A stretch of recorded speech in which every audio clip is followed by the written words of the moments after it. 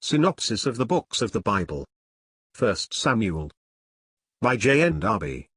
All Scripture is given by inspiration of God, and is profitable for doctrine, for reproof, for correction, for instruction in righteousness, that the man of God may be perfect, thoroughly furnished unto all good works. 2 Timothy 3 verses 16 and 17. Synopsis of the Books of the Bible. By John Nelson Darby. 1 Samuel, chapter 27.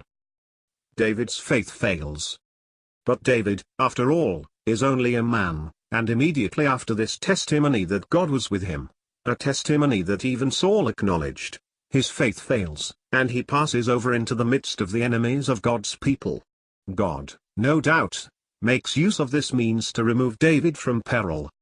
But at the same time, he is tried and chastened and is exposed to the dreadful necessity of appearing ready to fight against Israel. There is but one whose perfection and wisdom was his safeguard in every trial. We may remark that it was immediately after an evident interposition of God, 1 Samuel 26 verse 12, that David's faith fails. It is the same as Elijah, 1 Kings 19. One would say that, in our hearts, faith exhausts itself by an unusual effort.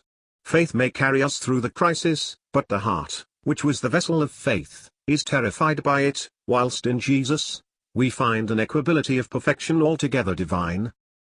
With the Philistines, in a false position, David removes to a distance from the royal city. In the land of the Philistines, he gains their king's favor, not by faith, but by prudence inconsistent with truth.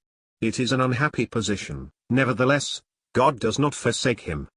He chastises him, and in a painful manner, but he spares and preserves him.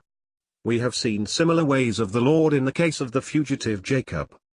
Achish, who knows David, wishes to employ him in his service, and David cannot refuse, for when he who possesses the energy which the Spirit of God imparts by faith, has placed himself in a false position through unfaithfulness, he has no power against the one under whose authority he has placed himself, and if he does not use the energy with which he is endowed in favor of his protector, he very naturally excites his jealousy.